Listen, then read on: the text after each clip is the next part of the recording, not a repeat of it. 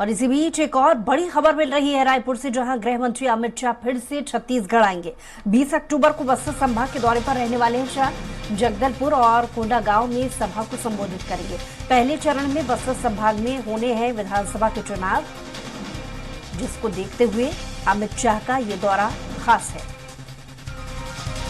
तो पहले चरण में बस्तर संभाग में क्योंकि विधानसभा के चुनाव होने हैं 7 तारीख को, 20 अक्टूबर को बस्तर संभाग के दौरे पर, इसलिए अमित शाह रहने वाले हैं। और लगातार हमारे साथ हेमंत जुड़े हुए हैं। हेमंत, गृह मंत्री का चुनाव के ऐन मौके पर बस्तर संभाग को साधने का ये दौरा अपने आप में कितना खास रहने वाला है? कितनी अलग कोशिशें इलाके के लोगों को साधने के लिए अमित शाह की रहने वाली है?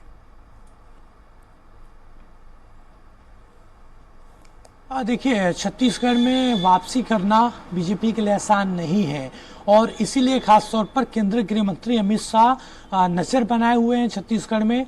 कल उनकी राजनांदगांव में एक सभा हुई, नामांकन रैली वहां पर हुआ और डॉक्टर रमन सिंह के अलावा जो राजनांदगांव जिले के प्रत्याशी हैं वो वहां पर मौजूद रहे। इसके अलावा देखा जाए तो खासतौर पर जो आसपास के इलाके हैं उनमें माहौल बनाने की कोशिश केंद्रीय गृह मंत्री अमित शाह ने की। वहां पर जिस तरीके से बिरनपुर में जो जो मारे गए शहीद हैं स्वर्गीय भुवनेश्वर साहू, उनके पिता को वहां पर बैठाया गया था और उनके पिता को वहां साझा से उम्मीदवार भी बनाया गया है। तो ये एक मैसेज देने की कोशिश की गई है, एक मैसेज कन्वे करने की कोशिश की गई है केंद्रीय गृह मंत्री के द्वारा।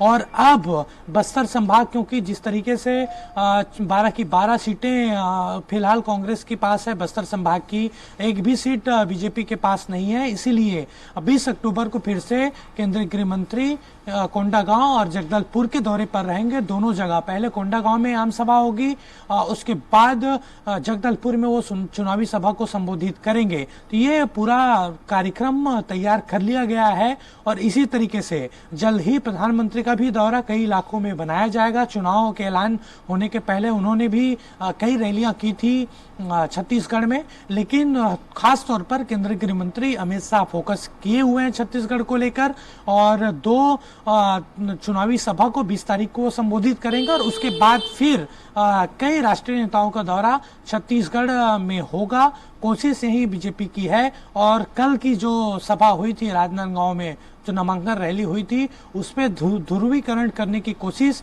एक तरीके से बीजेपी ने की है। तो माहौल यहाँ पर बनाया जा रहा है और उन खास तौर पर कुछ इलाकों में बीजेपी हिंदुत्व के भी सहारे चुनाव लड़ रही है। चलिए हेमंत, बने रहे आप हमारे साथ, लौटेंगे आपके पास।